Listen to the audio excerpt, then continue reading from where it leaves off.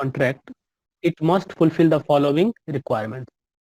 Contract in writing, जो हमारा contract है वो क्या हो, राइटिंग में हो। राइटिंग से कहने का मतलब क्या है कि ये जो है हमारा लीगल डॉक्यूमेंट होना चाहिए, मतलब अकॉर्डिंग टू द लॉ होना चाहिए।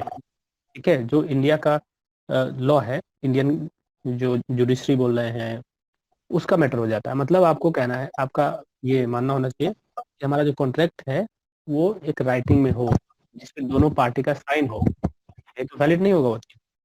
तो दोनों according to the party law, मतलब सर? क्या बोले, दोनों पार्टी का मतलब एक कॉन्ट्रैक्टर और एक?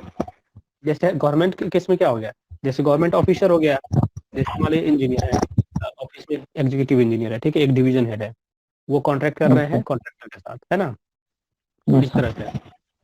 तो एक पार्टी हमारा गवर्नमेंट ऑफिसर हो गया। According to the law the contract should be in writing and should be signed by both the parties. In case of joint partnership the name of the partner are written and signed by only one partner who is having a power of attorney to sign the document. In case of government department, the officer duty authorized sign the contract on behalf of the department. इसमें क्या है कि अगर government की बात करें तो जैसे आपको बताया कि जो गवर्नमेंट का ऑफिसर होगा वही सरकार को रिप्रेजेंट करेंगे एज अ पार्टी, तो उसका साइन रहेगा और एक आपको कॉन्ट्रैक्टर का साइन रहेगा। तो ये एक राइटिंग में होना चाहिए, ठीक है, लीगल डॉक्यूमेंट होना चाहिए। दूसरा बोल रहा है सब्जेक्ट मैटर भी इसका एक रिक्वायरमेंट है। तो सब्जेक्ट मैटर क्या हो गया, मतलब ये हमारा लीगल होना चाहिए, ठीक है, एंड डेफिनेट होना चाहिए। कुछ उल्ट ऐसा नहीं लिख दें उसमें कि जो जो कि मतलब डेफिनेट ना हो, समझे। तो इस तरह की चीज है। एक और है can be enforced in court of law. तो ये जो भी इसमें कंडीशंस लिखे होंगे that should be according to the law, because the court can force only such condition. क्योंकि जब भी आप देखते हैं, अगर आप किसी भी दुकानदार है, कोई भी, कटिहार में ही देखिए, कहीं पे भी अगर जाके आप अगर बिल देखिएगा या किसी चीज का बिल लीजिएगा या कोई मशीन आप परचेज कीजिएगा, तो नीचे एकदम स्टार मार्क में लिखा रहता है कि all judiciary matter will be subjected to the जो सिविल कोर्ट कटिहार, ये वो लिखा रहता है। तो जो अगर उसमें नल होगा, मान लीजिए आपने वर्क ऑर्डर दिया कि हमको ये मशीन चाहिए, परचेज कर रहे हैं, तो वर्क ऑर्डर में आपने दिया, वो वैलिड चीज है, राइटिंग में आप दे रहे हैं उसको, उसके बाद वो आपको रिटर्न में एक्सेप्ट करके भेज रहा है, फिर वो आपको मशीन दे रहा है, परचेज हुआ। अब मान लीजिए कि परचेज हुआ और उसको पेमेंट चाहिए, तो एक्चुअली कंपनी का क्या है, उसका अपना एक वो क्या है, अकॉर्डिंग टू जो लॉ है उसका एक बना हुआ है कि हमारा जो पेमेंट है वो 10 दिन के अंदर मिल जाना चाहिए after delivery and successful installation. तो आपको क्या है कि 10 दिन के अंदर पेमेंट करना है, उसको आप एक्सीड कीजिएगा तो वो आप पे केस कर सकता है। वो आप मतलब क्या होगा कि जो टर्म एंड कंडीशन है, जो एग्रीमेंट था, ठीक है, शुरू में एग्रीमेंट बनता है, जो एग्रीमेंट था वो फुलफिल नहीं हुआ, तो इस तरह का चीज जो है कोर्ट में सीधा चला जाएगा, ठीक है। तो can be enforced in court of law. तो हमारा जो रिक्वायरमेंट है, जो डॉक्यूमेंट एग्रीमेंट बनेगा वो कोर्ट ऑफ लॉ के अकॉर्डिंग होगा। एक चीज चौथा रिक्वायरमेंट ये है, चौथा रिक्वायरमेंट है कि पार्टीज मस्ट बी कॉम्पिटेंट। अभी तो आपको समझाए थे कि हु आर द कॉम्पिटेंट, ठीक है। कॉम्पिटेंट का मतलब क्या हुआ, as per Indian contract act the parties signing the document should be legally competent. यहाँ पे अच्छे से नहीं लिखा हुआ है, बट आपको वहाँ आपने देखा था कि जो एज ऑफ मेजोरिटी को फुलफिल करे, ठीक है, एंड जिसका माइंड जो है साउंड हो, ही इज कॉम्पिटेंट, ठीक है। एक और चीज है free consent of party. Free consent मतलब ये नहीं कि हम पार्टी को, अगर कोई कॉन्ट्रैक्टर है, कोई आदमी है, उससे कॉन्ट्रैक्ट करने के लिए हम जबरदस्ती उस पर दबाव डाल के हम उससे कॉन्ट्रैक्ट एग्रीमेंट करा रहे हैं, तो वो चीज नहीं होना चाहिए। फ्री कंसेंट से हमारा कॉन्ट्रैक्ट बनना चाहिए, एग्रीमेंट बनना चाहिए। उसके बाद क्या है, अटेस्टेड बाई विटनेस। और एक और चीज आता है कि विटनेस से जो है the signature of both party should be attested by another responsible person और ऑफिसर। तो ये क्या है, आपको जुडिशरी वगैरह जो है, जैसे आपने जैसे वेरीफाई करवा के आते हैं तो वकील लिखता है कि I hear bye attest that he is नहीं लिखता है कि आपको जो कॉज के लिए है कि ये इस कॉलेज का लड़का है, ठीक है, ये इस सेमेस्टर में पढ़ता है, ये इसको हम जानते हैं या ये ऐसा करते हैं, तो वो चीज है जो विटनेस जो आपको वेरीफाई कर रहा है, ठीक है, उस तरह का पर्सन, तो ये टेस्टेड बाय विटनेस होना चाहिए। ये सब इसेंशियल रिक्वायरमेंट है। ठीक है। उसके बाद अगर आएंगे टाइप्स ऑफ कॉन्ट्रैक्ट में, तो यहाँ पे बहुत लंबा देखिए इतना सारा लिस्ट दिखेगा आपको। Lump sum contract, item rate contract, ठीक है। उसके बाद परसेंटेज रेट कॉन्ट्रैक्ट है, इसमें बहुत सारा सब टॉपिक सब डिवीजन किया गया है। लेबर कॉन्ट्रैक्ट, डेमोलिशन, फी कॉन्ट्रैक्ट, टारगेट, नेगोशिएटेड और मटेरियल सप्लाई कॉन्ट्रैक्ट। तो ये बहुत सारा है, बट इसके अलावा भी आपको बुक में देखिएगा कुछ कुछ अलग अलग भी आपको मिलेंगे, कहीं पे थोड़ा बहुत अंतर जरूर मिलेगा। ठीक है, तो इसको देखिए हम लोग क्या करेंगे कि नेक्स्ट सेशन में जो है हम लोग जो टाइप्स हैं, ठीक है, टाइप्स के बारे में पढ़ेंगे। उसके बाद जो हमारा कॉन्ट्रैक्टर का रजिस्ट्रेशन क्या होता है, उन चीज़ों को देखेंगे। ठीक है, और एक और लास्ट में एक टर्म इसमें आता है बोट करके, बोट प्रोजेक्ट। बोट प्रोजेक्ट क्या है, बिल्ट ऑपरेट ट्रांसफर प्रोजेक्ट क्या है, इसके बारे में लास्ट में हम लोग देखेंगे। ठीक है, तो हम लोग इसको नेक्स्ट क्लास में देखेंगे। ठीक, पे 8 कैटेगरीज लिखे हुए हैं। पहला जिसमें आता है आपको लमसम कॉन्ट्रैक्ट है, और फिर आइटम रेट कॉन्ट्रैक्ट है, थर्ड में आपका परसेंटेज रेट कॉन्ट्रैक्ट है, एंड फोर्थ लेबर कॉन्ट्रैक्ट, और फिफ्थ जो है आपका डेमोलिशन, सिक्स जो है fee contract, seven target contract, eight जो है नेगोशिएटेड कॉन्ट्रैक्ट, और नाइन जो है मटेरियल सप्लाई कॉन्ट्रैक्ट। इसमें आपको मेन आप दो ही सुने होंगे, और खासकर यही सब काम मोस्ट, तो आपको आइटम रेट कॉन्ट्रैक्ट जो है ये है। सारा वर्क्स डिपार्टमेंट जो आप देख रहे हैं, गवर्नमेंट वर्क्स हो गया या जितना भी काम होता है आपको वर्क्स का, सारा अभी आइटम रेट कॉन्ट्रैक्ट पे ही ऑलमोस्ट होता है। ठीक है, और लमसम कॉन्ट्रैक्ट जो है इसका भी यूज होता है। चलिए देखते हैं है क्या। आप लोग सुने इसके बारे में, लमसम कॉन्ट्रैक्ट के बारे में कुछ सुना है क्या, कोई बता पाएंगे?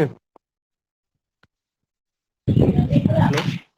हेलो सर, हाँ लमसम कॉन्ट्रैक्ट में जैसे माना कि कहीं हॉस्पिटल बना हुआ, कहीं स्कूल बना हुआ, पहले बना हुआ, उसके आधार पे हम लोग एक अंदाज लगा के दो नेक्स्ट कॉन्ट्रैक्ट बनाना है वो बनाते हैं।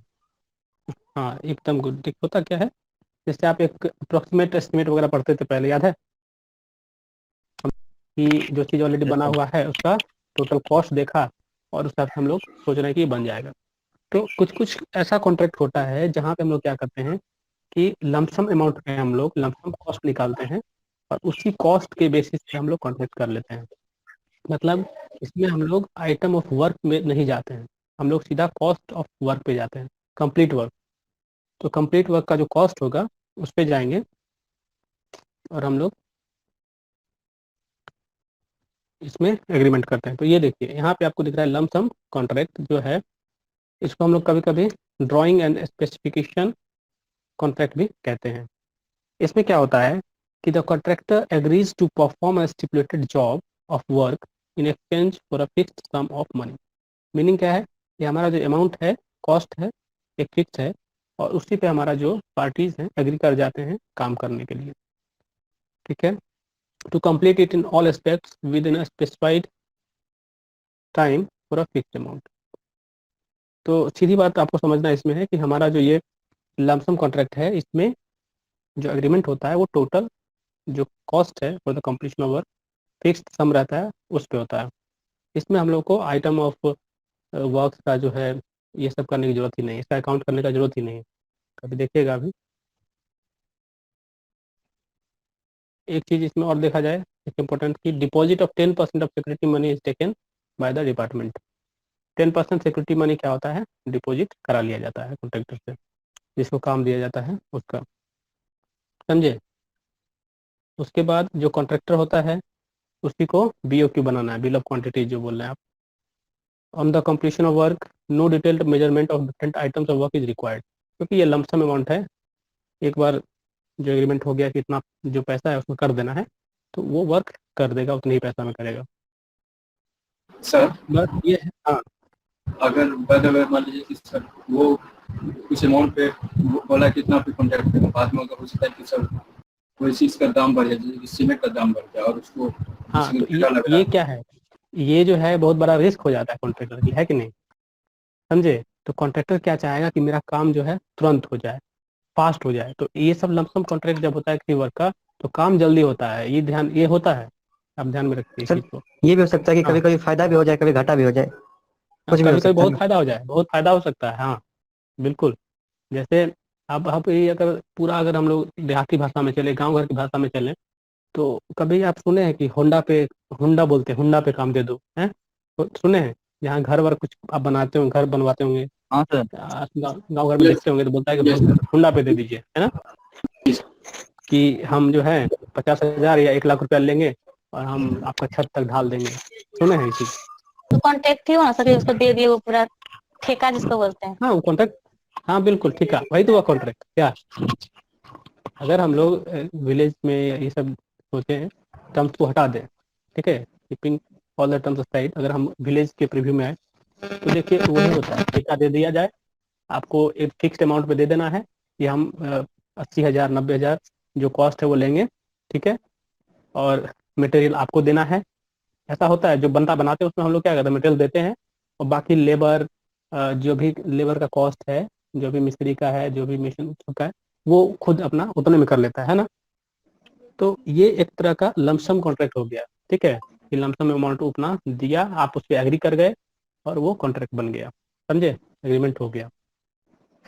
तो लमसम कॉन्ट्रैक्ट का वही बेस्ट एग्जाम्पल है। अभी आप जैसे मान लीजिए कहीं स्कूल है, हॉस्पिटल है, किसी, जैसे आशुतोष बोला कि एक बजट हमारा है टोटल, मान लेते 10 करोड़ या 15 करोड़ का है, तो 15 करोड़ पे हमारा एग्रीमेंट हो गया कि 15 करोड़ में हम ये बना के दे देंगे आपको, ठीक है। तो 15 करोड़ हमारा मेन, हमारे लिए ये मायने रखता है कि हमारा 15 करोड़ रुपया लगेगा और बिल्डिंग बन जाएगा। कैसे बनेगा नहीं बनेगा ये कॉन्ट्रैक्टर को पता है, ठीक है।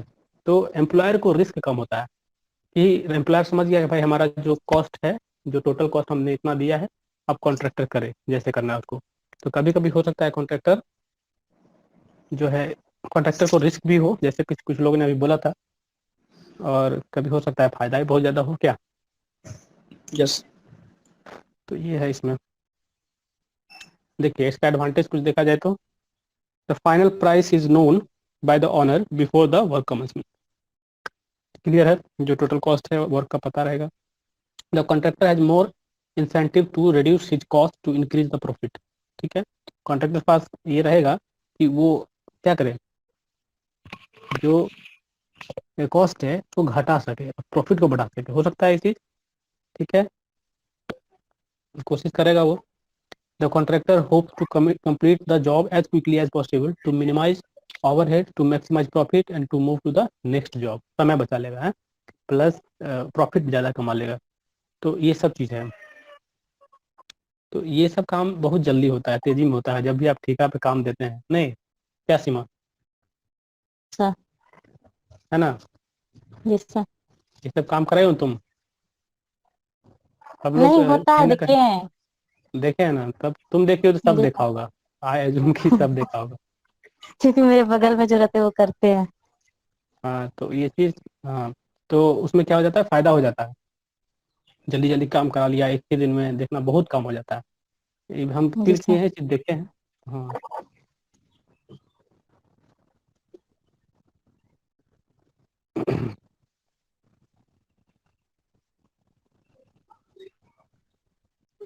ठीक है। when level of risk is low and quantifiable, when the client does not wish to be involved in management of his project, ठीक है। एक चीज और है, कुछ डिसएडवांटेज भी इसका है कि changes in drawing and specification can be very expensive and source of trouble. हाँ, फिर उसमें जो एग्रीमेंट है उसमें डिस्प्यूट आने लग जाता है कि उसमें मानेगा नहीं, नहीं हम ड्राइंग चेंज नहीं करेंगे, स्पेसिफिकेशन चेंज नहीं करेंगे, जो है उस पर करेंगे, ठीक है। तो ये सब आता है, मान लीजिए आप गलत बना दिए तो वहाँ पे इशू आएगा। तो कॉन्ट्रैक्टर को इसमें ज़्यादा रिस्क होता है, ठीक है।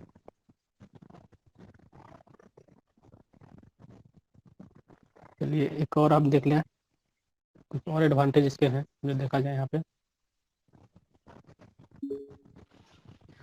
टोटल कॉस्ट ये तो पहले भी देख चुके हैं, employment of staff to maintain account is not necessary. हाँ, जो अकाउंट को मेंटेन करने का जो है जरूरत नहीं है आपको, क्योंकि यहाँ टोटल कॉस्ट पे काम चल रहा है, आपको उतने में कर देना है। तो जो अकाउंट मेंटेन करने का लफड़ा ही नहीं है यहाँ पे, समझे।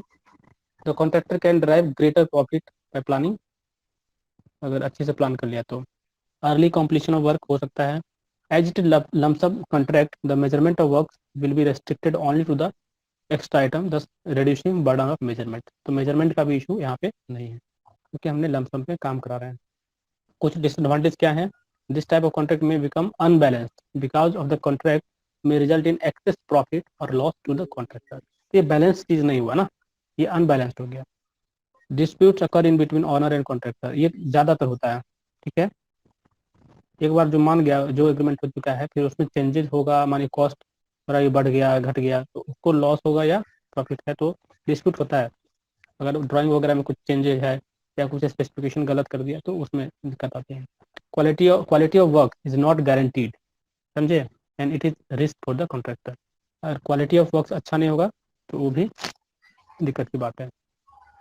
तो क्या ये हो सकता है क्या क्वालिटी ऑफ वर्क जो है वो अप टू द मार्क ना हो? कभी कभी ये भी हो सकता है कॉन्ट्रैक्टर मानिए जल्दी चाहे कि काम हम कंप्लीट कर दें, तो उसके जल्दबाजी में कुछ ना कुछ क्वालिटी घट जाएगा, ठीक है।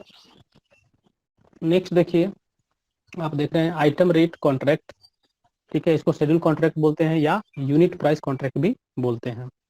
तो ये बहुत ही अच्छा, ये कॉन्ट्रैक्ट जो है काफ़ी फेमस आप बोले इसको, या हर डिपार्टमेंट में ये कॉन्ट्रैक्ट ये चलता है। तो इसमें क्या है कि in this contract the contractors are required to quote rates of individual items of work. मतलब जो हमारा स्पेसिफिकेशन दिया हुआ है, जो आइटम ऑफ वर्क दिया हुआ है, सब में वो क्या करेगा, अपना रेट कोट करेगा, ठीक है। कि मान लीजिए कोई आइटम ऑफ वर्क की बात कर रहे हैं, समझ रहे हैं आइटम वर्क क्या होता है? Sir yes sir. हाँ, जैसे जैसे देखिए हम प्लास्टर अलग आपको हो गया सर, एक्सीवेशन अलग हो गया। देखिए आपको बेसिकली एक पीसीसी रोड है, उसका मैं आपको दिखाता हूँ। ये देखिए, ये आइटम ऑफ वर्क लिखा हुआ है। तो पीसीसी रोड का कंस्ट्रक्शन आपको करना है मान लीजिए, ठीक है। तो उसमें आइटम वर्क क्या आएगा? तो देख रहे हैं आइटम वर्क क्या लिखा हुआ है, ये दिख रहा है सबको क्या क्लियर? सर जूम कीजिएगा। यस सर, दिख रहा है। अब दिख रहा है। तो ये भी इसमें दिख लिखा है कि तो जैसे एस्टिमेटिंग में निकालते थे वैसे ना सर? बिल्कुल बिल्कुल, एस्टिमेटिंग में हम लोग क्या करते थे कि ये हमारा एब्स्ट्रैक्ट ऑफ कॉस्ट बनता था। ये इसी टेबल को हम लोग क्या बोलते थे, एब्स्ट्रैक्ट ऑफ कॉस्ट। इसी को बीओक्यू बना सकते हैं इसका हम लोग, बिल ऑफ क्वांटिटी। मतलब हमारा बिल ऑफ क्वांटिटी जो बीओक्यू होता है, बीओक्यू शॉर्ट में लिखते हैं, तो यही है। एब्स्ट्रैक्ट ऑफ कॉस्ट को हम लोग बीओक्यू में डालेंगे, इस तरह की चीज निकल के आएगा। यहाँ पे देखिए क्या लिखा हुआ है, समझिए इस चीज को। तो ये आइटम ऑफ वर्क है, कह रहा है वर्क इन क्या, हेलो रेट आवाज नहीं क्लियर आई, बोलिए फिर से। सर क्यों क्या में दिया हुआ है वो, मतलब उसका मतलब हुआ कौन सा रेट, मतलब उसका कहे तो? ये आवाज क्लियर नहीं आ रही, संदीप फिर से बोलिए एक बार। सर जो बोले सर कि क्यूट रेट यहाँ पे लिखा हुआ है, तो ऊपर में दिखाई दे पहले पिक्चर, QUOT क्यूट रेट। ये नहीं सर सर, कहाँ पे? पहले बुक में था वो, आइटम रेट कॉन्ट्रैक्ट मेथड। अच्छा, सर आइटम ऑफ कोटो रेट कॉन्ट्रैक्ट के में बारे में बोल रहा है। कहाँ, कोटो यहाँ पे रेट। ये देखिए, अरे कोट, रिक्वायर्ड टू कोट मतलब क्या होता है कि हम 10 रेट डालना है, डालना, कोट मतलब डालना, ठीक है। तो जो इंडिविजुअल आइटम का रेट है वो कोट कर रहा है। कोट मतलब समझिए इसका हिंदी मीनिंग क्या हुआ कि डालना, हम इस आइटम के लिए इतना डाल रहे हैं रेट, इतना दर हम डाल रहे हैं, तो कोट रेट एक साथ मत पढ़िए वो। ये एक रिक्वायर्ड टू कोट मतलब एक वर्ब हो गया रेट, सर समझे? Yes sir. फिर से आते हैं। तो यहाँ पे देखिए जब कोट करेगा मतलब रेट को डालेगा, तो ये आप यहाँ पे देख पाएंगे कि ये रेट है, दिख रहा है ये रेट 107 रुपया दिख रहा है। हमारा आइटम वर्क क्या है? Earth work in excavation of foundation trenches in ordinary soil and disposal of excavated earth to obtain to a distance up to 50 metre in average lift of 1.5 metre including leveling, ramming of the foundation trench, removing the roots और सर्फ etcetera, all complete as per specification and direction. तो ये हमारा item हो गया। इस item का जो रेट होगा वो 107 हमारा है, ठीक है। तो कॉन्ट्रैक्टर को इसी रेट को कोट करना होता है आपको आइटम रेट कॉन्ट्रैक्ट में, ठीक है। इसी रेट को वो कोट करेगा। मान लीजिए हम मेरा जानिए कि हम 107 बोल रहे हैं और कोई आदमी 105 में करा देगा, ठीक है। तो यही तो है, यही गैप बनता है, यही डिफरेंस हो जाता है कि वो इतने कम में काम करा देगा। सपोज आपको कुछ सामान परचेज करना है आपको दुकान से, समझिए। तो आप क्या करते हैं, एक हम मान लीजिए सबसे कोटेशन मांगे कि आप कोटेशन लाइए, समझे। तो सबसे हम लोग कोटेशन लिए, क्योंकि आप बहुत बड़ा परचेज कर रहे हैं, मान लीजिए छोटा मोटा सामान की बात नहीं करें, कुछ हैवी अमाउंट का परचेज करने जा रहे हैं। तो हम लोग क्या करते हैं, 2-4 दुकान जाके देखते हैं कि नहीं देखते हैं, तो बताइए, देखते हैं। तो आप ये देखेंगे कि सब लोग क्या है, अलग अलग थोड़ा सा कोट करता है, मतलब कोई कम दे रहा है, कोई थोड़ा उससे ज़्यादा दे रहा है। तो आप कहाँ ढूंढ रहे, क्या ढूंढना चाह रहे हैं कि हमारे पास कम कहाँ मिले, सबसे लोएस्ट कहाँ मिले, देखते हैं। क्या सही बात है कि नहीं? Yes sir. Yes sir. तो हम लोग क्या ट्राई कर रहे हैं कि हमारा जो रेट है वो सबसे कम किसके पास मिलेगा। तो यही सब वर्क्स में होता है। मतलब हमारा 10 कॉन्ट्रैक्टर है, ठीक है, टेंडर हुआ, 10 लोग आए, 10 लोग टेंडर भरे और उन्होंने अमाउंट को बीट किया, अपना रेट सब डाला, जो टोटल कॉस्ट है वो डाला, दिया। तो ये जो रेट जिसका कम होगा उसका टोटल कॉस्ट भी कम आएगा, है ना। तो वो रेट पे कोट कर रहा है। तो हमारा इस तरह का जो कॉन्ट्रैक्ट आ गया उसको हम लोग बोल रहे हैं आइटम रेट कॉन्ट्रैक्ट, क्योंकि आइटम का रेट कोटेशन में आ रहा है, आइटम का रेट कोट कर रहा है कॉन्ट्रैक्टर, और उस बेसिस पे हमारा total cost of the work निकल के आ रहा है, और उसी अमाउंट पे उतने कॉस्ट में हमारा जो काम है उसका कंप्लीशन हो जाएगा, वर्क कंप्लीशन हो जाएगा, ठीक है। तो इसको हम लोग बोल रहे हैं आइटम ऑफ वर्क, ठीक है। ये हमारा क्वांटिटी है, क्वांटिटी हमारा फिक्स रहेगा है, ठीक है, कि हमको इतना काम कराना है। ये समझ में आ रहा है? जो डिपार्टमेंट Yes, है sir. उसको ये तो पता हो कि हमको कितना क्वांटिटी कराना है, कि वहाँ उसके लिए क्या है, उसके पास इंजीनियर है। जो गवर्नमेंट डिपार्टमेंट की बात करते हैं तो वहाँ पे क्या है, जेई है सबसे नीचे। जेई क्या करता है, वो क्या करेंगे, जाएंगे साइट पे, जाएंगे वहाँ पे साइट का सर्वे करेंगे, इन्वेस्टिगेशन करेंगे, मेजरमेंट लेंगे, और ये जो एस्टिमेट है वो तैयार करेंगे, है ना। एस्टिमेट पहले वो तैयार कर लेंगे, क्या। तो जो एस्टिमेट तैयार करेंगे और फिर उसके अप्रूवल वगैरह जो लेंगे, जो मैंने आपको पहले यूनिट में बताया था, फर्स्ट यूनिट में, जो कंप्लीट प्रोसेस है एडमिनिस्ट्रेशन अप्रूवल का, वहाँ तक हो जाने के बाद तब जाके ये हम लोग एग्रीमेंट करते हैं कॉन्ट्रैक्टर से, टेंडर करते हैं, फिर लास्ट में एग्रीमेंट के बाद हमारा काम शुरू हो जाता है। तो वहाँ ये सब फिक्स है हमारा। क्वांटिटी पहले से हमको पता है, क्वांटिटी हमने मेजर किया हुआ है, एस्टिमेटेड किया हुआ है इस चीज़ को। तो ये हमारे पास आइटम पता है, क्वांटिटी पता है, और आपको यूनिट तो पता ही है किस यूनिट में काम होगा, जो आइटम का ये एस्टिमेशन, कॉस्टिंग, ये सब चीज़ आप पढ़े होंगे। तो अर्थ वर्क को हम लोग मीटर क्यूब में लेते हैं, याद है, याद होगा ये सब? Yes sir. Yes sir. Yes, sir. Good. अब देखिए, तो हमारा इसमें क्या है, रेट को कोट करना है, और ये जो आप अमाउंट देख रहे हैं, this is what quantity into क्या है, इन दोनों को मल्टीप्लाई करके आपको ये वैल्यू आ गया है। और चीज देखिएगा, ये क्या लिखा हुआ है, आइटम नंबर, पता है किसी को? तो बता Yes, पाएंगे sir. क्या है, क्या है? मतलब 1 2 3 करके जिससे लिखते हैं आइटम नंबर कितना हुआ। आइटम नंबर तो यहाँ लिखा हुआ है 1A, चलिए 1A लिखा हुआ है, 1A देखिए, 1B लिखा हुआ है, 2 लिखा हुआ है, 3 लिखा हुआ है, 4 लिखा हुआ है, लेकिन है क्या, ये तो सर सीरियल नंबर तो आइटम इधर है। जो जो हम यूज किए। आइटम नंबर कहाँ क्या लिखा हुआ है, बता पाएंगे कोई जो आपको दिख रहा सर है? जैसे हम लोग आइटम यूज किए, जैसे पाला यूज किए, ईट और दूसरा सीमेंट, इस तरह सब। स्पेसिफिकेशन नहीं, नहीं देखिए, ये स्पेसिफिकेशन कहाँ है, स्पेसिफिकेशन का आइटम नंबर है। ये वर्क्स जो आइटम वर्क है इसका ये क्या है, आइटम नंबर है। और ये कहाँ से आता है आपको पता है, इनको पता है कहाँ से आएगा? सर वो अलग अलग स्पेसिफिकेशन आईएस शायद कोड से शायद आया था सर, हर एक हम रेट पिछली का क्लास में अलग। आपको बताए थे कि एक होता है शेड्यूल ऑफ रेट्स। सारे गवर्नमेंट जो है पीडब्ल्यूडी वर्क का एक शेड्यूल ऑफ रेट बना हुआ है, ठीक है।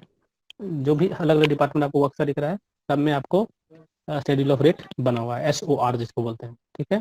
SOR शेड्यूल ऑफ रेट, इसको आप आज ही फाइंड करेंगे, नेट पे देखेंगे ये शेड्यूल ऑफ रेट क्या है। जनरली ये सब क्या है आपको सरकारी चीज़ है और ये सब आपको नेट पे जल्दी नहीं मिलेगा, बट आप पढ़ सकते हैं शेड्यूल ऑफ ट्रस्ट क्या होता है, या सेंट्रल गवर्नमेंट का देखिएगा तो मिल जाएगा।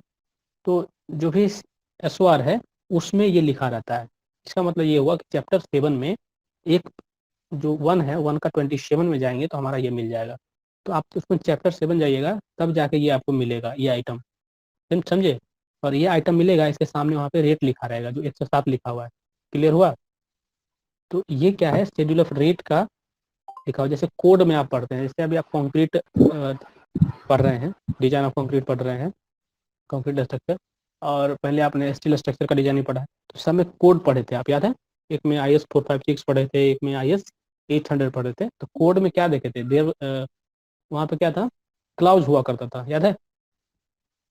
क्लाउज पढ़ते थे वहाँ पे, 4 पॉइंट समथिंग है, 2 पॉइंट समथिंग, ऐसा ऐसा लिखा रहता था, याद है?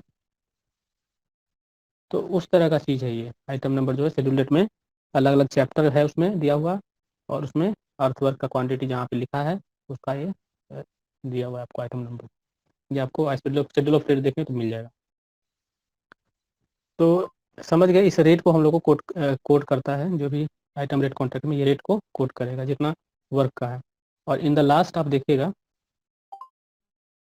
कंप्लीट एक एस्टिमेट है PCC के लिए, तो सारा आइटम्स लिखा हुआ है, क्वांटिटी लिखा है, रेट लिखा हुआ है, और लास्ट में क्या है, कैरिज ऑफ मटेरियल भी लिखा हुआ है, उसको कैरेज करने में क्या खर्च आएगा वो सभी लिखा है, और लास्ट में जाके यहाँ पे टोटल हमारा कॉस्ट निकला हुआ है, ये जो आप देख रहे हैं, है ना, 32,36,000 लिखा हुआ आपको। ये क्या है, टोटल ग्रैंड टोटल जो निकल के आया सबका, समझे? ये चीज़ है। तो इसमें फ़ायदा हमें क्या होगा, जो आइटम रेट कॉन्ट्रैक्ट है, the contractor is paid on the basis of actual quantity of work that will carried out. ठीक है, जैसे वो जितना काम करेगा उसका मेजरमेंट रहेगा, हमारे मेजरमेंट बुक जो भरते हैं, MB जो भरते हैं, तो उसका क्वांटिटी ऑफ वर्क जो है उसको देख के हम लोग भरेंगे। जैसे अर्थ वर्क किया है तो उसने कितना डेप्थ में कटिंग किया, ठीक है, जो डेप्थ है कटिंग का उसको लिखेंगे हम लोग, उसका विड्थ देखेंगे, ठीक है, जो उसका साइज है वो देख के हम लोग वॉल्यूम निकाल के फिर क्वांटिटी रेडी कर लेंगे, कितना क्वांटिटी उसने किया, और उसी के एवज में उसको बिल मिलेगा। समझ गए? there are no chances of excessive profit or loss to contractor, hence it is balanced one। ठीक है, इसमें ज़्यादा लॉस और ज़्यादा लाभ नहीं होता है, तो इसलिए बैलेंस्ड है ये। इन this type of contract the contractor tries to complete the work as early as possible so that he can utilize the tools and plant etc on the some other work। ठीक है, it allows any extra item, कुछ extra item भी sir है एक question था। हाँ sir जैसे यहाँ पे अर्ली कंप्लीटेशन ऑफ वर्क है, तो सर क्वांटिटी के आधार पे उसको राशि पैसा मिलेगा कॉन्ट्रैक्टर को, तो कॉन्ट्रैक्टर जल्दी करने की कोशिश क्यों करेगा? वो तो एक चाहेगा कि एक नॉर्मल हो स्पीड। देखिए, जो एक पहली बात एक चीज है, एग्रीमेंट जो होता है उसमें भी एक सर्टेन पीरियड ऑफ टाइम रहता दिया हुआ कि इतने टाइम में फिक्स। अगर आप टेंडर वगैरह पेपर वगैरह में देखते होंगे तो कंप्लीशन पीरियड लिखा रहता है कि 6 महीने में करना है। ठीक है, पहली बात, आप 6 महीने से पहले कर दिए तो बहुत अच्छी बात है, क्या दिक्कत है? कोई दिक्कत नहीं है, लेकिन आप क्वालिटी का काम करेंगे तो। दूसरी बात कि जो टूल्स एंड प्लान्स है उसके पास, कॉन्ट्रैक्टर के पास हर चीज़ नहीं रहता है, कुछ चीज़ वो कहीं और से भी लेके आता है। तो जो भी टूल्स एंड प्लांट वहाँ इंगेज्ड है वो कहीं और काम में नहीं लगाएगा, वो कहीं उसको और कॉन्ट्रैक्ट मिला है तो वो नहीं करेगा क्या? वो तो उसको तो और भी काम चाहिए ना, क्या समझे? तो एज ए कॉन्ट्रैक्टर आप इतना बैठ के धीरे धीरे काम तो नहीं करेंगे क्या? Yes sir. Yes sir. मतलब आपको जो है मैक्सिमम यूटिलाइजेशन कर लेना है। अगर मानिए हम एक दिन में ही काम कंप्लीट कर सकते हैं, कुछ ऐसा सर्टेन या पार्टिकुलर कुछ काम है, तो उसको हम क्यों 2-3 दिन खींचेंगे? तो उससे उसको लॉस होगा। तो सर बाकी तो अगर वो जब कहीं और से लाता है वो चीज, तो उसका अगर उसको पेमेंट करना हो तो उसका तो वो बचेगा ना, अगर वो जल्दी करेगा तो।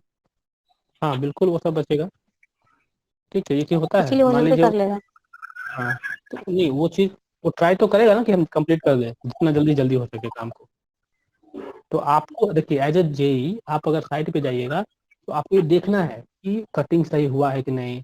वहाँ पे अगर मान लीजिए ब्रिक वर्क है या स्टोन वर्क है, सही से हुआ कि नहीं, जितना चाहिए हाइट उतना हुआ कि नहीं, जितना जो साइज जो हमने दिया एग्रीमेंट में उस तरह का काम हो रहा है कि नहीं, देखना पड़ेगा। कहीं ढलाई का वर्क है तो ढलाई सही से हुआ है कि नहीं, तो उसमें देखना पड़ता है हर चीज़ की मिक्स डिजाइन क्या है, मिक्सिंग का रेशियो सही है कि नहीं, समझे। वाटर सीमेंट रेशियो देखना पड़ रहा है आपको कि मिक्स सही हो रहा है कि नहीं। ठीक है, जो मान लीजिए कहीं आरसीसी का वर्क है, क्या वहाँ पे जो सेट का जो मान लीजिए वहाँ का जो स्टील बास लगाना चाह रहा है तो से उसका जो साइज होता है आपको जो में है वो सब सही लगा रहा है कि नहीं, जो हमारा एग्रीमेंट हुआ। तो इस तरह का चीज़ है। कुछ डिसएडवांटेज क्या है, exact cost of work to be executed, जो भी कॉस्ट है वो लास्ट में पता चलता है। हाँ, इसमें देखिए जो टोटल कॉस्ट है, एग्जैक्ट कॉस्ट जो है लास्ट में निकल के आता है, टोटल कॉस्ट हमारा प्रोजेक्ट का, समझे। एक अप्रोक्सीमेट कॉस्ट रहता है शुरू में, बट फाइनल हमारा कॉस्ट जो आएगा वो लास्ट में आएगा, क्योंकि इसमें क्या है कुछ आइटम थोड़ा ऊपर नीचे हो सकता है। Payment is to be given to contractor as per measurement, और जो भी पेमेंट होता है मैं बताया आपको कि मेजरमेंट बुक में जो एंट्रीज है ऑन दैट बेसिस हम लोग उसको पेमेंट करते हैं। ठीक है, 10 workload of architect engineer is considerably increase, मतलब आपका काम बढ़ जाएगा एज अ सिविल इंजीनियर, आपका काम बढ़ जाता है इसमें। ठीक है, लेकिन ये ज़्यादा अच्छा कॉन्ट्रैक्ट है जिसमें हमारा काम अच्छे से हो रहा है। ठीक है, उसको पेमेंट भी आप एक साथ नहीं कर रहे हैं, उसको क्या कर रहे हैं मेजरमेंट जितना है उसके हिसाब से पेमेंट कर रहे हैं, तो जितना काम कराएगा उतना पैसा मिल रहा है। क्लियर है। Yes sir. Both owner and contractor to appoint staff for taking measurements and to prepare bill. ठीक है, आप देखते होंगे कॉन्ट्रैक्टर भी रखता है अपना अकाउंट, रखता है ना, अपना स्टाफ वो भी रखता है। आप देखते हैं कोई प्राइवेट कंपनी में भी देखते हैं कोई जेई रहता है ना, प्राइवेट कंपनी भी इंजीनियर रखती है, यस सर। तो वो भी क्या है उसको मेजरमेंट आना चाहिए। ठीक है, तो आप लोग भी मेजरमेंट करना सीखिए। पिछली बार जो एस्टिमेशन कॉस्ट में पढ़े हैं वो बहुत ही इंपॉर्टेंट है, अगर आप जेई बनना चाहते हैं, जूनियर इंजीनियर के पोस्ट पे अगर आगे जाके काम करना चाहते हैं, इंजीनियर बनना चाहते हैं, तो आपको ये तो एकदम मस्त है। सर्विंग एकदम पूरा समझ जाइए अच्छे से, और एस्टिमेशन कॉस्टिंग एकदम समझ जाइए, एस्टिमेशन कॉस्टिंग का पूरा खेल है। क्लियर है ना ये चीज़, बहुत बार इस पे लेक्चर हुआ है। Yes sir. और तो मेजरमेंट आपको आना चाहिए। मेजरमेंट से मेरा कहने का मतलब है कि किस आइटम का क्या मेजरमेंट होगा। अगर अर्थवर्क करेंगे तो हम क्या उसको एरिया में मेजर करेंगे, नहीं, अर्थवर्क को क्या करेंगे वॉल्यूम में करेंगे, है ना, या मीटर क्यूब में करेंगे। तो कहीं प्लास्टर कराना है तो क्या करेंगे, मीटर स्क्वायर। प्लास्टर कराना है तो मीटर स्क्वायर में करेंगे। एरिया। तो इस तरह का चीज़ है। फोर्थ डिसएडवांटेज क्या, possibilities of contractor submitting unbalance tender. ये पॉसिबिलिटी हो सकता है कि ठीक है अनबैलेंस मतलब जो कोर्ट है कभी मान लीजिए कोई एक्स्ट्रा कर दे, ठीक है, ज़्यादा कम कर दे रेट, डिस्प्यूट तो होते रहता है, तो ये सब रहेंगे। चलिए, कभी कभी क्वेश्चन आपको आएगा कि डिफ्रेंशिएट बिटवीन, तो आप जब आप समझें चीज़ों को तो वही 2-4 पॉइंट को लिख देना है, समझ में आया। ये सब 4 नंबर में आता है ये सब क्वेश्चन, तो ये सब आप देख लेंगे। ठीक है, क्लियर हो गया lump sum contract item rate contract. ठीक है, यही सबसे मेन आपको कॉन्ट्रैक्ट में है। हाँ बोलिए। सर आइटम रेट कॉन्ट्रैक्ट में बोलता है कि मेजरमेंट बढ़ जाता है, ये कैसे सर? हाँ बिल्कुल, आइटम रेट कॉन्ट्रैक्ट में हम लोग क्या करते हैं, जैसे कि अभी बताया आपको, जो फील्ड में काम चल रहा है, जो साइट पे काम चल रहा है, सारा मेजरमेंट आपको रखना पड़ता है, एमबी बुक जो है भरना पड़ता है। और लमसम कॉन्ट्रैक्ट में क्या है कि हम लोग को वहाँ पे मेजरमेंट का क्या आवश्यकता होता है, आप लमसम अमाउंट पे किसी को दे दिए हैं तो वो काम कराएगा अपना, उतने काम वो करने का। जब एग्रीमेंट कर लिया कि हमारा 15 करोड़, मान लीजिए सर्टन प्रोजेक्ट है 15 करोड़ में हो जाना है, तो 15 करोड़ में हो जाना है तो वो करके दे देगा आपको। तो एज ए एम्प्लॉयर आपको क्या टेंशन है, हाँ कॉन्ट्रैक्टर कर रहा है काम अपना, क्या। Yes sir. तो लमसम कॉन्ट्रैक्ट में मेजरमेंट घट जाता है, अकाउंट का जो रिकॉर्ड है वो भी उसमें कम हो जाता है नहीं रखने का अपना। और प्लस जो ऑनर है, जो एम्प्लॉयर जो काम करा रहा है, जो गवर्नमेंट ऑफिस है, तो उनको भी उसका दिक्कत नहीं है, ज़्यादा टेंशन नहीं है, रिस्क भी नहीं है। रिस्क किसको है, कॉन्ट्रैक्टर को लमसम में। लेकिन आइटम रेट में क्या है कि आइटम रेट में क्या है, एक पार्टी है वो भी अपना एक स्टाफ रखे हुए है मेजरमेंट के नोट करने के लिए, और एक अब हम सरकारी ऑफिसर हैं, ऑफिस है वहाँ भी रखा हुआ है कि जाइए भाई मेजरमेंट लीजिए और उसी के एवज में आप बिल दीजिए। इसमें टोटल कॉस्ट पता होता है पहले ही, इसमें टोटल कॉस्ट लास्ट में एग्जैक्ट पता चलेगा, सब कुछ ऐड होगा तो। ठीक है, तो ये सब आप 5-6 पॉइंट है आप लिख लेंगे। ठीक है, उसके बाद अभी जो भी कॉन्ट्रैक्ट आप देख रहे हैं, परसेंटेज रेट कॉन्ट्रैक्ट हो या इसके आगे जितना भी आप देख रहे हैं, लेबर कॉन्ट्रैक्ट हो, डेमोलिशन कॉन्ट्रैक्ट हो, ये सब क्या है, एक स्पेसिफिक कॉन्ट्रैक्ट है, छोटा छोटा कॉन्ट्रैक्ट है, ठीक है। चलिए एक तो और देख लेते हैं, परसेंटेज रेट कॉन्ट्रैक्ट क्या है। It is a modified form, ये थोड़ा गलत लिखा हुआ है यहाँ पे, it is a modified form of item rate contract, ठीक है। आइटम रेट कॉन्ट्रैक्ट जो देखे आप, उसका ये मॉडिफाइड है, जिसमें क्या करता है कि जो in this bill of quantity consist of description of items per section estimate with their quantities rates unit and amount. तो इसमें कॉन्ट्रैक्टर को क्या कोट करना है, क्या डालना है, तो they have only to quote the percentage, समझे, जो रेट है ना उसको वो कितना परसेंट कोट कर रहा है, बस ये इसकी बात कर रहे हैं। मान लीजिए हमने रेट लिखा है, जैसे आपको दिखाया था 107 रुपया रेट लिखा हुआ था, तो हम लोग मान लीजिए कि हम 95% पे ही कर देंगे, मतलब 95% कहना मतलब कि उसमें जितना 95 करने पे आएगा कॉस्ट, 107 से कम आएगा। 100 मतलब 107 रुपया, तो उसको अगर रिड्यूस कर दे 5% और वो कोट करें, तो इसमें परसेंटेज हमको कोट करना है, ओनली द परसेंटेज अबव और बिलो और as per with the rate shown in schedule, जो शेड्यूल में दिया है उससे हम लोग क्या करेंगे, उसका परसेंटेज सिर्फ कोट करेंगे। The same percentage figure is applicable to all the item. तो हम लोग क्या किए, हम बोले कि इतने परसेंट पे हम रेट कोट कर दिए कि काम करा लेंगे। मान लीजिए हमारा टोटल कॉस्ट जो है जैसे 10 करोड़ है, तो उसमें हम लोग थोड़ा सा कम करके एक परसेंटेज सब रेट में डाल दिए हैं और हम लोग कम पे काम कराएंगे। तो इसमें हम लोग रेट, एग्जैक्ट रेट जो है उसको नहीं कोट करके हम लोग परसेंटेज रेट कोट करते हैं, ठीक है। इसमें क्या एडवांटेज हो गया, as there is no provision to quote contractors on rate for an individual item, benefit due to increased quantity with a beneficial rate cannot be availed of by a contractor, ठीक है। मतलब increase quantity का जो है तो फायदा नहीं होगा, क्योंकि रेट वो डाल नहीं सर सकता। नहीं सिर्फ समझे, एक क्या बार फिर से बताइए ना। इसमें क्या है, मतलब हम लोग क्या कर रहे हैं कि सिर्फ हम लोग परसेंटेज कोट कर रहे हैं, रेट का परसेंटेज। रेट आप समझते हैं क्या होता है ना, क्लियर है ये चीज, रेट पता है। Yes sir, yes sir. तो रेट से हम लोग क्या कर रहे हैं, परसेंटेज कोट कर रहे हैं, तो सब में हम सेम परसेंटेज को कोट कर रहे हैं, ठीक है, सब आइटम में, क्लियर है।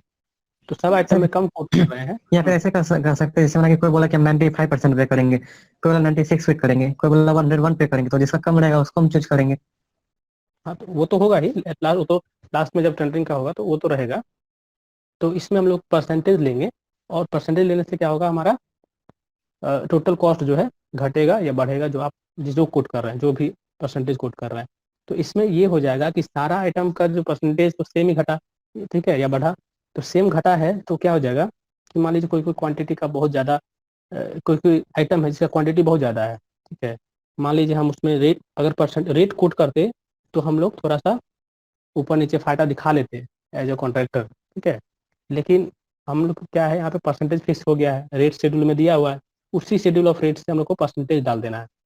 तो यहाँ ये हो गया कि अपना रेट हम नहीं डाल पाए, इससे हम लोगों को क्या हो गया कि इससे हम लोग को ज़्यादा कुछ जो बेनिफिट है वो कॉन्ट्रैक्टर को नहीं दिखेगा। Comparative statement can be prepared quickly, comparative statement आराम से प्रिपेयर हो जाएगा क्योंकि परसेंटेज हमको डालना है, ठीक है। Overwriting and erasing rates can be avoided. Disadvantage क्या है, in this type of contract contractor complete the tender by quoting their percentage rate, ठीक है। इसको आप पढ़ लीजिएगा। Tender can easily form a ring, this leads to drainage of government money, क्या लिखा हुआ है, बाय नेगोशिएटिंग अमाउंट, ठीक है। इसको आप लोग पढ़े हैं कि नहीं चैप्टर को, इस टाइप को। पढ़े से तब यस सर। बेसिकली आपको दो चीज समझ लेना, हाँ बोलिए। इसमें लॉस होने की चांसेस तो बहुत कम है सर। परसेंटेज में, हाँ, जितना कॉस्ट का वर्क करेगा उसी के परसेंटेज के अनुसार उसको पेमेंट होगा कॉन्ट्रैक्टर को। हाँ तो उसको क्या बोले आप, लॉस होने का, लॉस नहीं होने की संभावना है इसमें सर। हाँ तो ये तो क्या है, देखिए आइटम रेट में क्या हो रहा है कि आइटम रेट में भी बैलेंस है, इसलिए तो मैं इसको बैलेंस बोल रहा है कि ना ज़्यादा प्रॉफिट होगा ना घाटा होगा, एक मेजरमेंट के हिसाब से। सकता है सर, अगर काम ठीक से नहीं करेगा तो बिल देर से कर देगा तो उसको कुछ घाटा हो सकता है। हाँ लेकिन इसमें हाँ ये उसके चीज़ हो cost सकता है, मान लीजिए कहीं क्वालिटी सही नहीं दिया है ना, क्या यस सर। तो ये हो सकता है। चलिए यहाँ पे एक चीज़ हम दिखाएं आपको, एक और एक एग्रीमेंट का फॉर्म कैसा होता है ये देखिए। ये देख रहे हैं,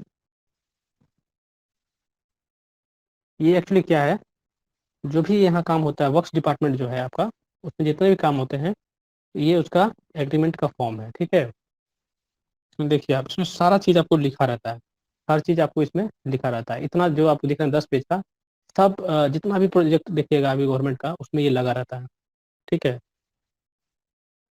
इसमें हर चीज़ लिखा हुआ है कि आपको कितना अर्नेस्ट मनी डालना है, मतलब अर्नेस्ट मनी क्या है, एक सिक्योरिटी डिपॉजिट टाइप का चीज़ है, समझे ना। तो ये आप कितना जमा करना है, उसका रेट यहाँ से कैलकुलेट होगा, ठीक है। इसमें सब लॉज लिखे हुए हैं, जो रूल्स लिखे हुए हैं कि कौन भर सकता है कौन नहीं भर सकता है, ठीक है। जिनको भी चाहिए होगा ये हम भेज देंगे आपको, समझ लीजिएगा इस चीज़ को। कंडीशंस लिखा हुआ है कॉन्ट्रैक्ट का, देख रहे हैं, क्लाउज वगैरह लिखा हुआ है, इसमें अलग अलग क्लाउज लिखा हुआ है। यहाँ देखिए, ये क्या देख पा रहे हैं आप, कुछ दिखा, item number, item of work, rate, standard. मतलब आइटम रेट जब करेंगे हम लोग तो क्या करेंगे, यहाँ पे रेट डालेंगे, समझ गए, फिगर में लिखेंगे, वर्ड्स में लिखेंगे, और पर मीटर क्यूब, पर मीटर स्क्वायर, ठीक है, पर मीटर, पर केजी, पर डे, समझे, ये सब चीज लिखते हैं यहाँ पे, समझ गए। Yes sir. तो इसको फॉर्म इसको भेजेंगे, ये देखिएगा मोस्ट जितना भी काम होता है लगभग, बहुत बड़ा बड़ा प्रोजेक्ट छोड़ दीजिए तो, क्योंकि उसके लिए स्टैंडर्ड बिडिंग डॉक्यूमेंट्स वगैरह होते हैं वो लगता है। लेकिन जो फॉर्म F2 है ना एग्रीमेंट का, ये जनरल वर्क में काम में आता है, ठीक है। बहुत सारा क्लाउज दिया हुआ है, और लास्ट में देखिएगा, लास्ट में सिग्नेचर होगा यहाँ पे, ठीक है, साइन होगा, दोनों पार्टी का साइन होगा यहाँ पे, और सारा क्लाउज जो लिखा हुआ है, ठीक है, यहाँ लिखा हुआ है, सब कुछ इसमें दिया रहता है। इसको पढ़िएगा एक बार, ठीक है, आप लोग इसको पढ़िएगा तो कुछ कुछ चीज़ समझ में आएगा, ठीक, कि वर्क्स डिपार्टमेंट आखिर होता क्या है, ठीक ना। ऐसा।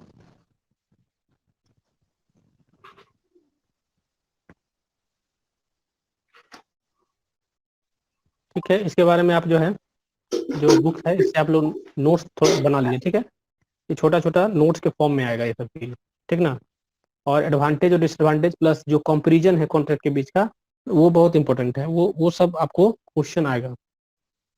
जैसे हाँ ये देखिए, इस तरह का केस है, तो ये आपको आएगा, ठीक है। जैसे यहाँ आइटम रेट कॉन्ट्रैक्ट और परसेंटेज रेट कॉन्ट्रैक्ट में क्या डिफरेंस है, तो हम लोग यहाँ से डिफरेंस करके देख लेंगे, ठीक है। थोड़ा बहुत फायदा है इसमें, देख पा रहे हैं। In this type of contract the contractor undertakes to execute a work at a fixed rate, जो रेट वो डाला उस पर काम करेगा। In this system contractor is given certain percentage over the actual cost of the construction as a profit, ये भी डाल सकता है इसमें, क्योंकि परसेंटेज डालना है।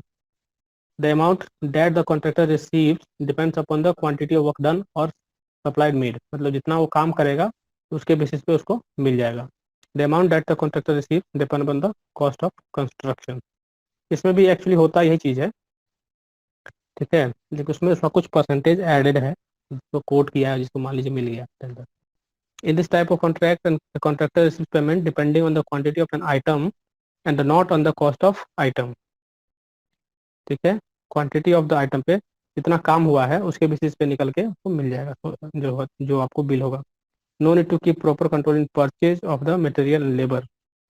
In this type of contract proper control in purchase of material and in labour shall have to be exercised by the owner। इसमें आपको परचेज का भी ध्यान रखना है। तो सबसे ज़्यादा आपको यूज होता है आइटम रेट कॉन्ट्रैक्ट, ठीक है। सर। कुछ कुछ आपको दिख रहा है कॉस्ट प्लस परसेंटेज रेट, ठीक है। ये सब छोटा छोटा आपको टाइप्स है उसका परसेंटेज रेट कॉन्ट्रैक्ट का। तो जिसमें मान लीजिए कॉन्ट्रैक्टर जो है एक्चुअल कॉस्ट पे और एक परसेंटेज ऑफ प्रॉफिट ऐड कर दिया, तो वो कॉस्ट प्लस परसेंटेज रेट हो गया। तो इस तरह से आप इसको अलग अलग लिख लीजिएगा, ठीक है, डिफरेंट डिफरेंट जो भी इसका सब टॉपिक्स हैं। प्लस इसको आप एडवांटेज वगैरह भी इसका देख लीजिएगा, क्या है, ठीक है। बेसिक चीज आपको समझ में आ गया है कॉन्ट्रैक्ट क्या है नहीं, ठीक है। Yes sir. तो टाइप्स आप देख रहे हैं, एडवांटेज डिसएडवांटेज जो भी सबका है, आप लोग लिखिए, इसको प्रैक्टिस कीजिए और थोड़ा याद रखने की कोशिश कीजिए, क्योंकि थोड़ा थ्योरी पेपर है और इसको याद रखना पड़ेगा, क्योंकि बहुत सारा चीज आपको यहाँ देखिएगा ना सिमिलर लगेगा, है ना। यस। मतलब आइटम रेट पढ़ रहे हैं तो भी सिमिलर कुछ लग रहा है, लमसम पढ़ रहे हैं तो भी कुछ मिल रहा है, तो फिर आप परसेंटेज रेट पढ़ रहे हैं तो भी लग रहा है कुछ मिल रहा है, तो ये रहेगा। अब मान लीजिए कॉस्ट प्लस फिक्स्ड फी बोल रहा है, तो कॉस्ट मतलब क्या हुआ, जो कॉस्ट ऑफ कंस्ट्रक्शन है और उतना फी ऐड कर रहा है कॉन्ट्रैक्टर, तो वो हो गया अमाउंट। तो ये सब होता है।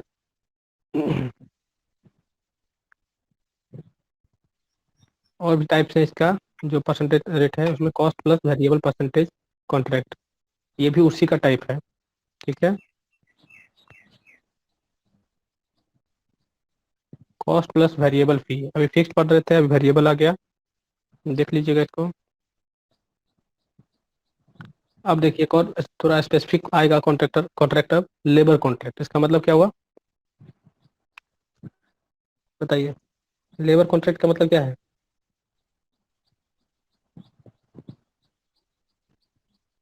ओनली के लिए जो काम होगा, लेबर जो है, जैसे कोई भी काम मटेरियल लेबर उसमें का इंक्लूड सारा करेंगे। कॉन्ट्रैक्ट जो कोई एक हाँ ठीक है, in this case contractor quote rate for all items of work only for the labour work, labour. जिसमें आपको मटेरियल नहीं आएगा, मतलब लेबर वर्क मतलब कारी मिस्त्री लगेगा, मेसन हाँ। लगेगा, ब्लैक स्मिथ, तो ये वो ठीक है। तो इतना सारा जो लेबर होता है वही उसका आइटम ऑफ वर्क है, उसमें मटेरियल का है ही नहीं। तो मटेरियल मान लीजिए डिपार्टमेंट दे रहा है, ठीक है।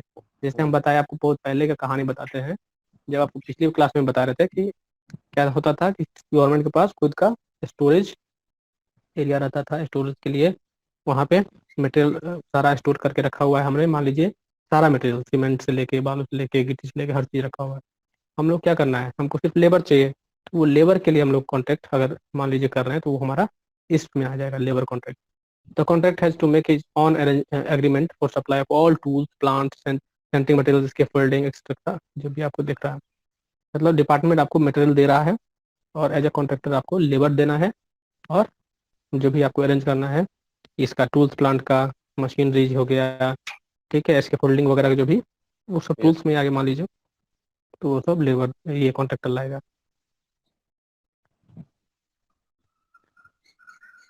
ठीक है। लेकिन अभी मेरे ख्याल से जो है मटेरियल जो है गवर्नमेंट ये ऑफिस वगैरह सप्लाई नहीं करती है, मान लीजिए प्राइवेट कंपनीज होगा उसमें होता होगा ये सब चीज़, है ना, हाँ सर, प्राइवेट में बड़ी बड़ी होता जो है। प्रोजेक्ट, हाँ प्राइवेट में ये सब होता होगा,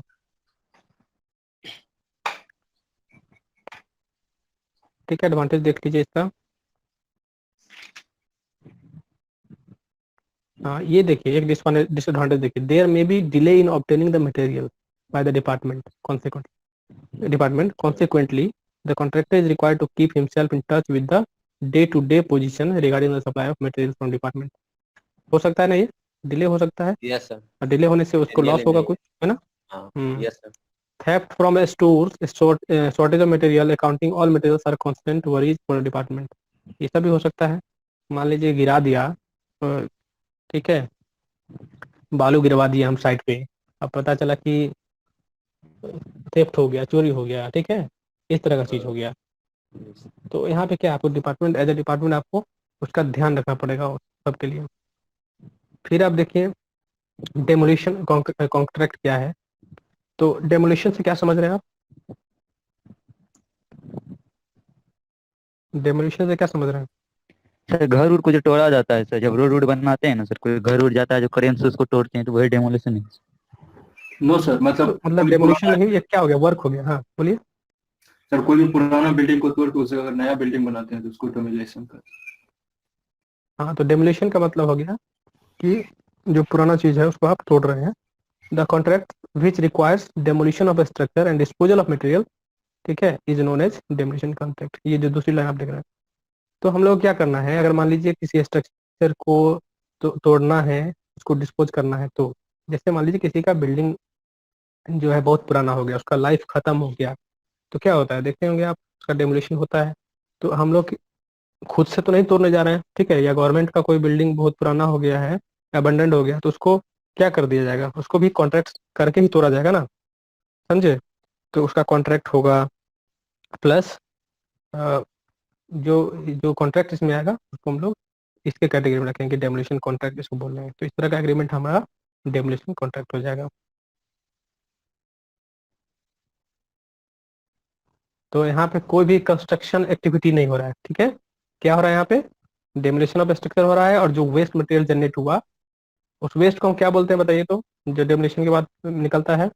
भारतेंदु का जो ग्रुप है हमारा प्रोजेक्ट टीम, आप लोग सिलेक्ट हुए ना डीएसटी में, डीएसटी प्रोजेक्ट में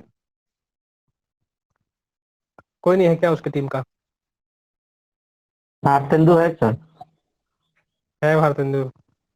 यस तो वो लोग जो है डेमोलिशन ऑफ वेस्ट ही क्या कर रहे हैं, कलेक्ट कर रहे हैं। तो जहाँ भी घर टूटे तो पहुंच जाओ और इकट्ठा करो तो क्या मटेरियल यस सर, कर रहे हैं सर। कर रहे हैं, है ना। Yes sir. आदमी भी पहुंच जाता है। ऐसा ऐसा भी कॉन्ट्रैक्ट आता है, नहीं डेमोलिशन कॉन्ट्रैक्ट भी आ गया।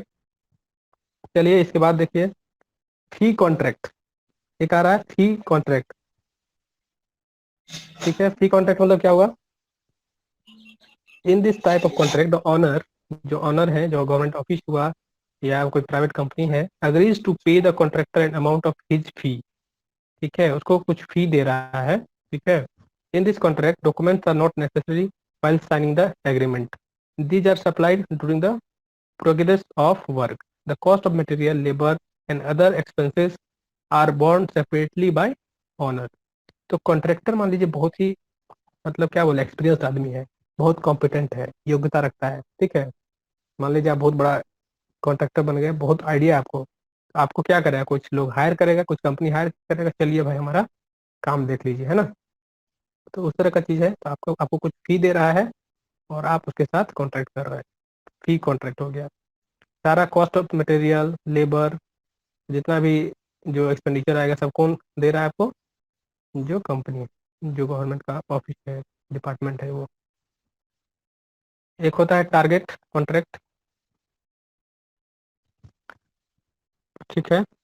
इसमें क्या है आपको, in this type of contract the contractor is paid the actual cost of the work plus an agreed percentage of the cost as is profit plus or minus a certain amount which is an agreed percentage of saving or excess against target cost. मतलब target cost जो है हमारा उसके upon जो है उसके against जो है उसको हम लोग कॉन्ट्रैक्ट करते हैं। उसमें मतलब उसको मान लीजिए कुछ ज़्यादा प्रॉफिट देख के उसको हम कर रहे हैं। मान लीजिए किसी केस में होता है कि हम 5% प्रॉफिट दे रहे हैं आपको, आप हमारा काम कर दीजिए। तो ये उस टाइप का टारगेट कॉन्ट्रैक्ट हो गया कि हम टारगेट कॉस्ट को ध्यान में रखते हुए कॉन्ट्रैक्ट कर रहे हैं, ठीक। ये सब देखिए बहुत ही स्पेसिफिक चीज़ है, ये सब कॉन्ट्रैक्ट बस जान लीजिए फॉर द एग्जाम पर्पस, ताकि आप लिख पाएँ।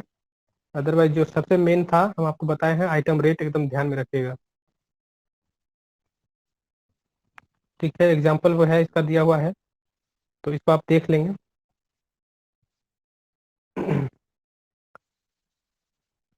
एक और हो गया आपका नेगोशिएटेड कॉन्ट्रैक्ट। नेगोशिएट मतलब क्या होता है, नेगोशिएट को हिंदी में क्या बोलते हैं, वर्ड का हिंदी पता है, नेगोशिएट मतलब Ashutosh, what is negotiation, negotiation से क्या समझते हैं बताइए।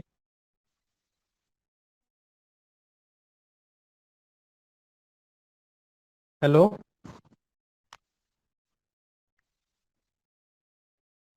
और कोई, हेलो, आवाज जा रही है नीतीश? यस सर आ रहा है। कोई कुछ बोल क्यों रहा है, नेगोशिएशन का मतलब किसी को नहीं पता है। सर पते नहीं तो बोलेंगे कैसे? समझौता समझौता। हाँ, नेगोशिएशन है ना,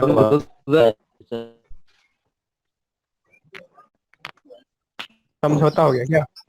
where work is awarded on a contract by mutual negotiation between parties without call of tender. मान लीजिए हम लोग टेंडर नहीं निकाले और आपस में ही समझौता करके कॉन्ट्रैक्ट कर लिया, एग्रीमेंट साइन कर लिया आपस में, तो वो कौन सा हो गया, नेगोशिएटेड कॉन्ट्रैक्ट, ठीक है। इस तरह का चीज है, कुछ ज्यादा है नहीं। In such a contract there is no open competition कोई भी इसमें ओपन कंपटीशन नहीं है, जैसे कि टेंडर में आप लोग कर रहे हैं कि 10 लोग 20 लोग 50 लोग टेंडर डाल रहा है, उस तरह की चीज नहीं है। तो यहाँ पे क्या है, कोई कंपटीशन नहीं है। And the owner negotiate with selected contractor, और जिसको ऑनर जो है, जिससे बात करना है उसे, वो बात कर रहा है, नेगोशिएट कर रहा है और आपको मिल जा रहा है। एक और आ गया आपको मटेरियल सप्लाई कॉन्ट्रैक्ट। ठीक है, इसके नाम से पता चल रहा है क्या, the contractor has to quote the rates for supply of required quantity of material. मतलब उसको क्या करना है कि मटेरियल सप्लाई करना है, समझ गए। मतलब ये कहाँ होता होगा, जहाँ पे मानिए बहुत ज़्यादा हमको बड़ा प्रोजेक्ट है, बहुत ज़्यादा मटेरियल्स चाहिए, तो उस केस में हम लोग मटेरियल सप्लाई के लिए कॉन्ट्रैक्ट करते हैं किसी से, ठीक है, जो मटेरियल को सप्लाई करेगा हमारे पास। तो when the large quantity of material such as cement, bricks, stone, steel, pipes etcetera are to be purchased, then this type of contract used. ठीक है, in this type of contract the contractor has to quote the rate of for supply of required quantity of material। जो quantity हमें जरूरत है उस पे उसका contract होगा, उस पे एग्रीमेंट होगा कि हम इतना सप्लाई करेंगे आपको, समझे। तो जो भी कोटेशन होगा उसमें क्या हो जाएगा आपका, सब कुछ, मतलब loading charge, unloading charge, transportation charge, taxes जो है वो सब सब कुछ ऐड रहेगा। तो उसको वो कोट करेगा कि हम इतना पैसा लेंगे, हम मटेरियल सप्लाई करेंगे। तो इस तरह का कॉन्ट्रैक्ट जो हो जाएगा आपको, ये आपको मटेरियल सप्लाई कॉन्ट्रैक्ट हो जाएगा। तो ये रहा डिफरेंट टाइप्स ऑफ कॉन्ट्रैक्ट है। तो इसमें जो मेन है आपको लमसम कॉन्ट्रैक्ट है, आइटम रेट कॉन्ट्रैक्ट है, परसेंटेज रेट कॉन्ट्रैक्ट है। उसके बाद जो भी आप देख रहे हैं स्पेसिफिक सम हो गया, लेबर कॉन्ट्रैक्ट, डेमोलिशन कॉन्ट्रैक्ट, इसको आप देखते रहिए, ठीक है, देख लीजिएगा। नेक्स्ट हमारा टॉपिक देखेंगे क्लासेस ऑफ कॉन्ट्रैक्टर। ठीक है, तो इसमें क्या है, कुछ कुछ क्लासिफिकेशन किया गया है। ये देखिए महाराष्ट्र गवर्नमेंट का आपको यहाँ दिखाया जा रहा है कि 1 2 3 4 ये क्लास लिखा हुआ है उसका, है ना। तो इस तरह का कॉन्ट्रैक्ट का आपको ये सरकारी नोटिफिकेशन किया हुआ है, डिफ्रेंशिएशन किया हुआ है, क्लासिफिकेशन किया हुआ है। क्लियर है ये चीज। ये देखिए, according to capability of doing work सब estimated up to the limit are given as. देखिए फॉर जनरल वर्क क्लास 1 कौन सा है, जिसका कोई लिमिट नहीं है, मतलब जो कि 3 करोड़ से ऊपर का सारा काम करा दे, ठीक है, वो आपको क्लास 1 उसको बोल रहे हैं। क्लास 2 किसको बोल रहे हैं, up to 3 crore. Class 3 up to 1 crore. Class 4 up to 50 lakh. Class 5 up to 15 lakh. Class 6 up to 5 lakh. And class 7 up to 2 lakh. ठीक है, क्लियर है ये चीज। अब देखिएगा रजिस्ट्रेशन ऑफ कॉन्ट्रैक्टर। क्या रजिस्ट्रेशन तो हम लोग बहुत करते हैं, तुम लोग जब कॉलेज में एडमिशन लिया तो रजिस्ट्रेशन किया था, यस सर। क्या यस करना। हर साल करते हैं। वैसे ही एगो फॉर्म कॉन्ट्रैक्टर को दिया जाता है, जिसको भर के वो है, वो क्या हो, ऑथराइज्ड कॉन्ट्रैक्टर बन गया। क्योंकि मान लीजिए हम है, तुम है, हम लोग जो है रजिस्टर्ड नहीं है, तो क्या हम लोग कॉन्ट्रैक्ट का काम ले सकते हैं, नहीं ले सकते ना। तो हम लोग को क्या करना होगा, रजिस्टर्ड बनना पड़ेगा, है ना, समझे। तो एक रजिस्ट्रेशन फॉर्म होता है कॉन्ट्रैक्टर का। हाँ कॉन्ट्रैक्ट लेने के लिए उसको लाइसेंस बनवाना पड़ता है सर, रजिस्ट्रेशन जो आप बोल रहे हैं। हाँ, रजिस्ट्रेशन करवाना पड़ता है। रजिस्ट्रेशन में और कुछ आपको ये देखिए यहाँ पे लिखा है, ये देखो ना, यहाँ पे सारा डॉक्यूमेंट जितना चाहिए यहाँ लिखा हुआ है। Latest income tax declaration, income tax जो फाइल होता है, टेक्निकल स्टाफ कितना है उसके पास, लिस्ट ऑफ मशीनरी क्या है, उसके पास पैसा वैसा है कि नहीं, ठीक है, tested copies of yes partnership deed in partnership form, मतलब पहले काम धाम किया है तो, ठीक है, रजिस्ट्रेशन फी देना पड़ेगा आपको, ठीक है। तो ये सब चीज आपको रहता है, उसका जो इंक्लूजर रहेगा वो, ठीक है। तो ये क्या है, गवर्नमेंट का जो हमारा साइट है, अगर जाइएगा, एक साइट है ई टेंडरिंग करके बिहार गवर्नमेंट का, उस पर जाके देखिएगा तो आपको एक रजिस्ट्रेशन का टैब दिखेगा, रजिस्ट्रेशन ऑफ कॉन्ट्रैक्टर करके, उसको टिपिएगा तो देखिएगा, वहाँ दिखेगा आपको क्या क्या चाहिए, क्या क्या नहीं। क्या, तो कोई भी चीज़ के लिए आपको क्या होता है कि आपका एक फॉर्म दिया जाता है, भरिए, सपोर्टिंग डॉक्यूमेंट लगाइए, रजिस्ट्रेशन करा लीजिए। तो उसी तरह का देख लीजिए, application form, registration as contractor, name, ये सब उसका फॉर्म का पार्ट है जो इसमें दिया हुआ है, सब फॉर्म का टाइप है, देख रहे हैं। 17 पॉइंट था उस फॉर्म में, देख पा रहे हैं इसको। तो सब डिपार्टमेंट का अपना अपना फॉर्मेट है, सबका अलग अलग एप्लीकेशन है, तो भर के रजिस्ट्रेशन कराना है विद ऑल इनक्लूड डॉक्यूमेंट। तो रजिस्ट्रेशन करने से क्या हो गया कि आपका एक पहचान बन गया कि I am a contractor, registered contractor, जिसके पास सारा कॉम्पिटेंट है आप, मतलब हर चीज है आपके पास, मशीनरी से लेके पैसा से लेके हर चीज है, और आप काम करा सकते हैं। ठीक है, मतलब सबको कॉन्ट्रैक्टर आप नहीं बोल सकते हैं जब तक कि वो रजिस्टर्ड नहीं है। चलिए एक और चीज आता है बोट प्रोजेक्ट। बोट प्रोजेक्ट क्या है, इसको आप देखिए, बोट का मतलब हो गया बिल्ट, ऑपरेट और ट्रांसफर। तो बिल्ट, ऑपरेट और ट्रांसफर से ही समझ में आपको आ जाता होगा कि हो क्या रहा है। कि मान लीजिए कि सरकार है, ठीक है, सरकार क्या कर रही है, सरकार बोल रही है कि भाई हमारे पास उतना बजट नहीं है। ठीक है, मान ली सरकार है, लिमिटेड बजट है सब डिपार्टमेंट के पास, मेरे पास उतना बजट नहीं है, लेकिन कुछ कुछ ऐसा प्रोजेक्ट है, कुछ कुछ ऐसा कंपनीज है।